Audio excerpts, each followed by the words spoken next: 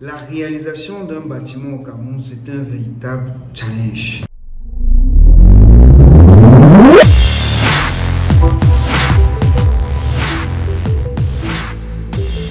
Salut à tous, je me nomme Cédric Nguélémou. Ici, nous parlerons de génie civil, d'architecture et de réalisation de bâtiments. Dans cette série de vidéos, nous allons vous donner les différentes étapes qui entrent en jeu pour la réalisation d'un bâtiment, de l'achat du terrain jusqu'à la livraison du bâtiment clé à main.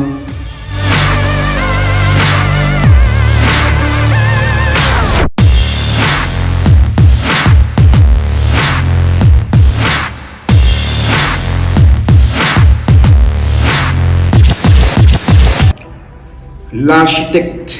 Le rôle de l'architecte ici est de pouvoir vous produire les plans. Mais avant, vous deviez déjà connaître, avoir le dossier technique où il pourra retrouver le plan de morcellement qui vous donne les limites du terrain avec des coordonnées. C'est l'élément essentiel pour l'architecte de vous faire les plans selon non seulement la forme de votre terrain, les limites et en fonction de votre demande.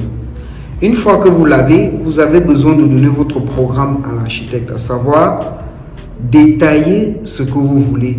Un exemple simple, je veux un duplex de 3 salons, 2 salons en bas et 1 salon à l'étage. Ça, c'est un exemple, une précision que vous devez donner à l'architecte en fonction de votre demande.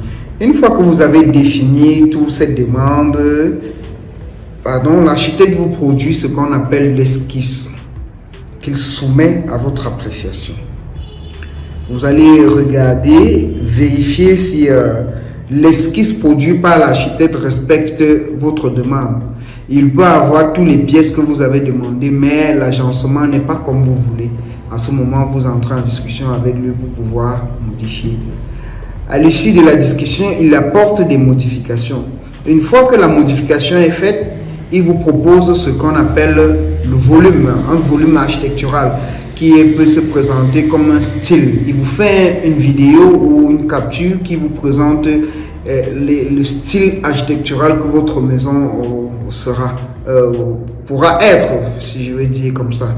Si ce style architectural vous intéresse, il vous fait le rendu et il vous propose des images rendues 3D que vous pourrez apprécier l'esthétique et la beauté de votre bâtiment. Une fois que les images et le rendu sont adoptés, maintenant il vous développe les plans, à donner les plans réalisables, à savoir les plans de distribution, les plans de principe de fondation, les coupes et consorts. À l'issue de la fin de ce cheminement, il vous remet, si possible, avec un devis sommaire qui va pouvoir vous donner sommairement ce qu'il faut faire sommairement pour la réalisation de ce bâtiment.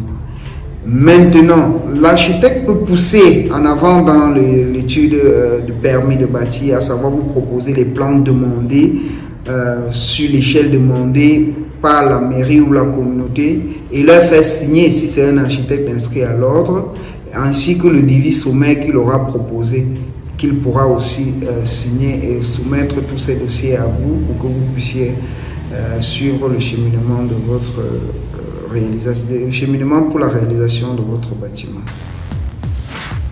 Merci de vous abonner, de liker, partager et surtout d'activer la cloche de notification.